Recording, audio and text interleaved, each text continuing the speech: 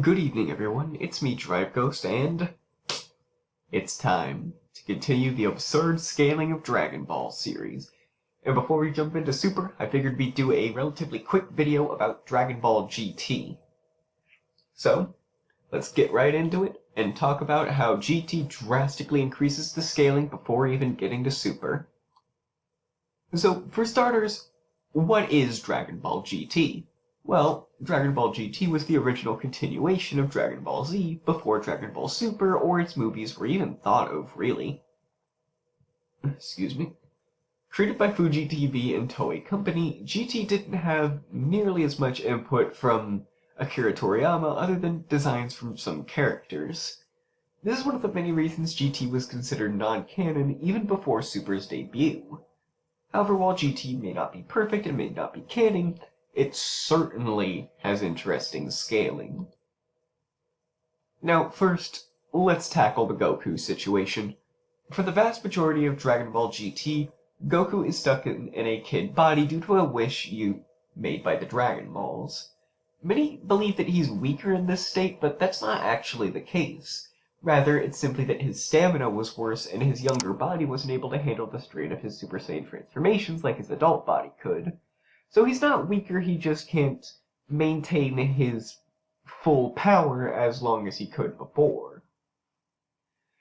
And beyond this, Goku is still much stronger than he was in the Buu arc, due to it being after the end of Z, with Goku having 5 years after the end of Z for training, because GT takes place 5 years after the end of Z.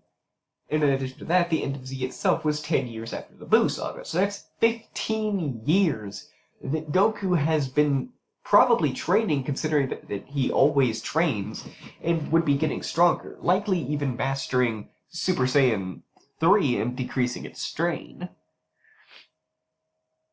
Goku at this point, even without intense training, would be significantly stronger than he was against Kid Buu, already setting a very high bar for villains in GT, considering that if they can force Goku to go all out or use Super Saiyan 3, then that already sets the precedent that they're stronger than the previous strongest character. Well, probably second strongest behind Buhan, but that's not for today. And them being stronger than Kid Buu is somewhat supported by their first, well, I don't know about first, but one of their major villains, General Rildo. When Goku encounters the villain General Rildo, he says that he's stronger than Buu, but he doesn't clarify which form of Buu he means. He could mean the good Buu, like Majin Buu, Fat Buu, or Kid Buu since he's directly fought both of them canonically. And I guess you could also throw in Buhan or Super Buu in there, but he never really, fought them to the extent he would probably understand their full power that much. However, considering the 15-year gap and the resulting increase in power of the characters, it could be assumed relatively reasonably that at his strongest, Rildo would be stronger than Kid Buu. However, even then it doesn't really matter because he's far from being the strongest GT villain. Better grab the pacifiers and the cribs because it's time to talk about Baby. Baby is a neo-tuffle machine, which I'm not going to fully delve into, but basically, he's sort of like a parasite that can take over people's bodies and, control them via parasites, basically. And Baby takes over Vegeta's body, and he began to showcase just how big a threat he can be. Baby Vegeta was able to defeat both Super Saiyan 3 Goku and Majub, a fusion of Oob, who at this point is likely stronger than Kid Buu himself considering his training and the power he had at the end of Z, and fused with Majin Buu, further increasing his power. And he defeated both of them relatively easily.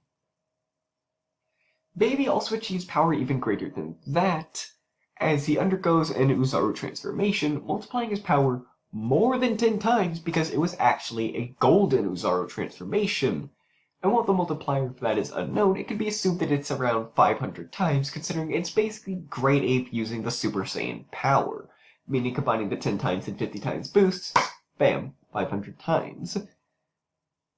Which is a nice segue into the Super Saiyan 4 transformation, the strongest Saiyan form before Dragon Ball Super introduced the God forms. Super Saiyan 4 is an advancement of both Super Saiyan and Oozaru, with it being considered more part of the Uzaro branch than the Super Saiyan 1, due to the Golden Grade 8 form being key to unlocking it. The multiplier for Super Saiyan 4 is unknown. They don't really go into detail about a lot of multipliers in GT. Though it's likely even greater than Golden Grade 8, which was already stronger than Super Saiyan 3's 400 times boost. Considering the progression of transformations in Dragon Ball, it can be assumed that bare minimum Super Saiyan 4 could be 1,000 times multiplier, and potentially greater.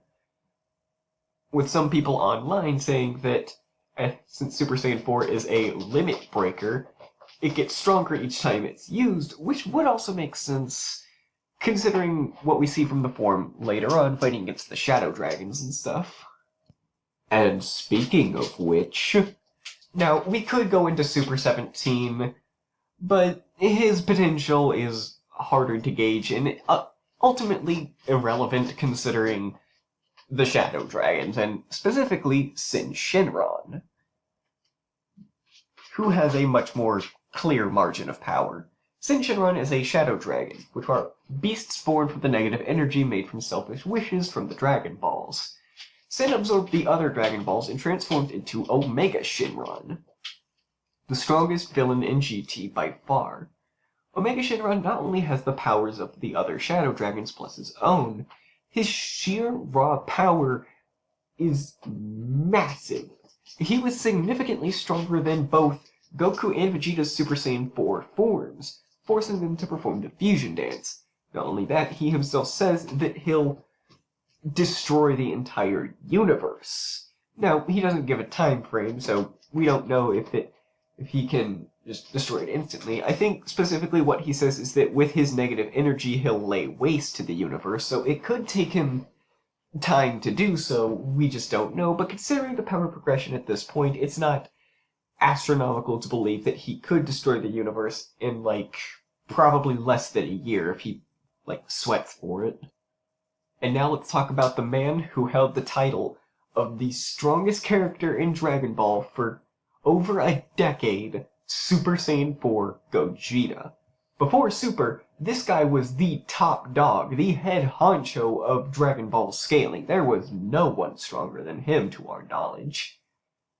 Super Saiyan 4 Gogeta was so powerful that even while holding back and goofing around, not taking it seriously at all, he was still easily dominating and humiliating Omega Shinran, who, keep in mind at this point, is leagues, freaking light years beyond Kid Buu, who, could destroy a galaxy in a certain amount of time.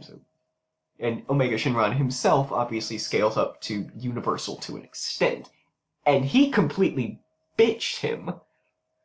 Omega couldn't land any real hits, he couldn't inflict any damage on him. In fact, Sin only survived against Gogeta because his time limit was shortened by the combined power of Super Saiyan 4. Dumb rule, but that's how it is.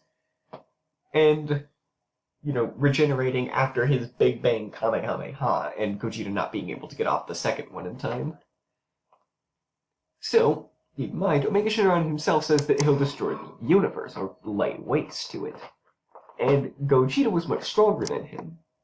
So, let's real quick have the GT versus Super discussion. I'm of the opinion, the correct opinion, that GT does not scale to Super like some people think it does.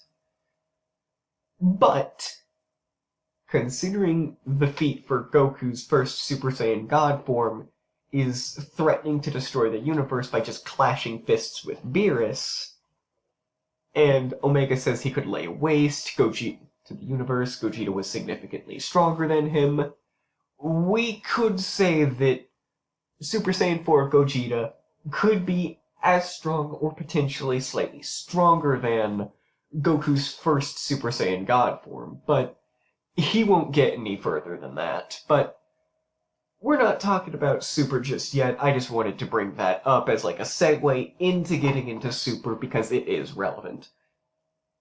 So, that's been the Dragon Ball GT video. I originally didn't plan on scaling GT because I didn't really know the scaling, but I decided I might as well after I got, some real information regarding the scaling, which I did, hence why I made this video.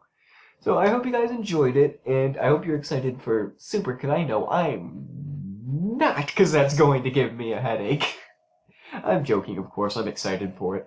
But I'll see you guys in the next video. Peace.